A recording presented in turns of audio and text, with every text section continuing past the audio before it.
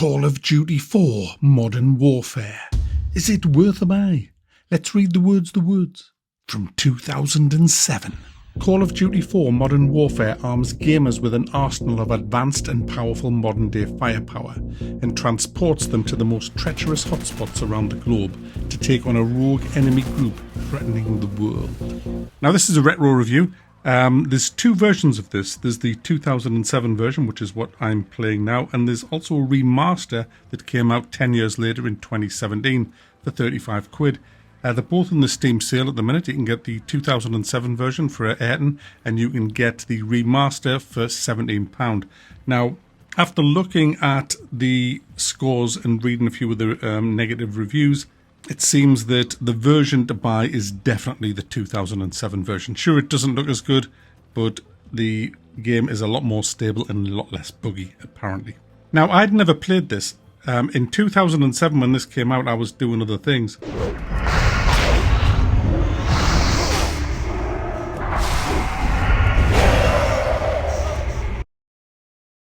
Yeah, that. Now, my all-time favourite Call of Duty is Modern Warfare 2 from... Oh shit, when was the one? Hang on. I think it was 2009. We'll just say 2009. And it was purely for the co-op missions. But this is better. And people told me it was better. And I didn't know whether, they were just being shills. But this is better. This is fantastic. This is one of the best... Well, this is now, along with... Well, it's up there. There's Modern Warfare 2, which is great if you just like the co-op missions. The campaign in Modern Warfare 2 was too cringy, Hollywoodish, and movie-ish for me. I prefer the older CODs where they're not trying to put you in a movie, although there is kind of cinematic things going on, but you are always in control generally. I mean, there is cutscenes in it, but during the mission, you don't really get many cutscenes. It's you in control, and the most cinematic things have you with a gun, and you can just look around. It's like, wow, like in a helicopter with your machine gun, and all kind of hell's breaking loose. You feel like you're in a war in Call of Duty 4, whereas Modern Warfare 2, you kind of felt like you were in a movie. Now, World at War, which is again one of my all-time favourites, that was similar to this in the sense that it put you into the war, and that's what I like about that's what Call of Duty has lost completely now. It's turned into a movie rather than forgetting that it's supposed to be putting you into a war, and this absolutely does it. In fact, you know what? The firefights in this are spectacularly great. You feel surrounded, you're crouched down, you've got lean left, lean right, and you're using everything at your disposal just to stay alive. The enemy are ruthless. They come at you from all angles. I'm a prick. I run forward too far and I get carried away. Once I start shooting, I lack the discipline to just stay back. I kind of just go crazy and I get myself in all kinds of messes where I'm just like wounded, hiding under a desk, and you can hear the enemy. They're throwing nades. You're lobbing them back, and you're trying to just secure the room that you're in. There's enemy above you. They're firing through windows. They're storming the rooms. It's brutal. It's fantastic, guys. If you have not played this game, you definitely need to if you like kind of war things. Forget the bad press Call of Duty has. This is awesome, this game. It's brilliant campaign. It has you playing as the Americans as well as the SAS. I much prefer the American missions. I think they're way more exciting than the SAS ones so far. And it keeps switching between them because there's different stories going on. They all kind of converge onto one story, but there's different things that the SAS is doing compared to the Americans. And so it switches. And you don't know what's going to happen next. The campaign's excellent. I mean, I don't want to spoil it, but I won't spoil it. But I was doing this mission. I'm not going to tell you what the mission was. And I thought it was over, and we were just leaving, and then, oh my goodness, I couldn't believe what happened next. It was just crazy.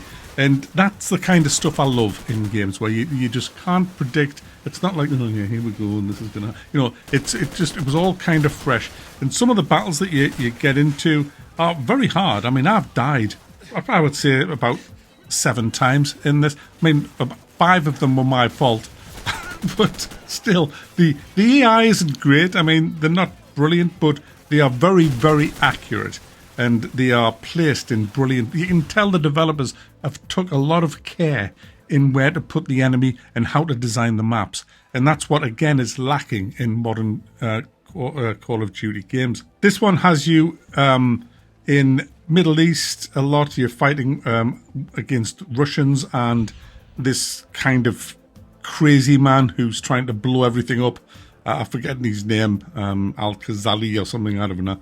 But he's got his troops as well. So you're up against some pretty nasty enemies that are well kitted out.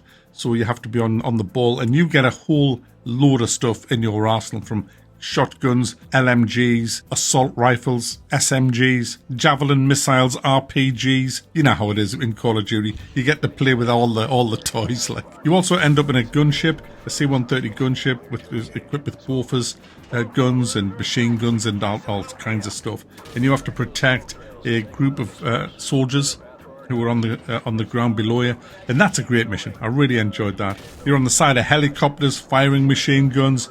There's tanks. It's all just good. I mean, yeah, there is a few cinematic-y kind of things, like the very first mission, escaping off the boat. You know, it's not a cutscene. It's just like a cinematic thing, and I don't mind them. It's when the game takes control of your character and does something that you aren't doing that I absolutely loathe in Call of Duty. And the modern Call of Duties, for the last 10 years worth of Call of Duty, have all been doing that, and it boils my piss. It really does. I just want to play a game where I'm controlling the guy, and that's the trouble with cutscenes these days. It's just you don't get to do the cool stuff, but in the early CODs like this, you do all the cool stuff. If there's any cool stuff happening in the game, you're doing it yourself, and I loved that. And you got that with all the early CODs. You got that with Medal of Honor and all of them, but we kind of lost that. We lost our way making games, you know, around about 2015, and they all just ended up being fucking wank. Well, most of them after that. But this is a great one.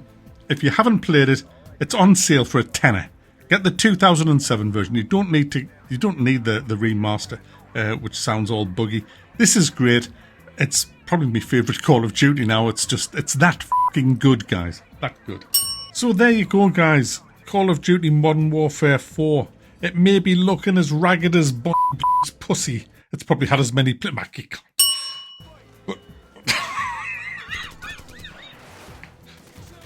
I'll cut that out.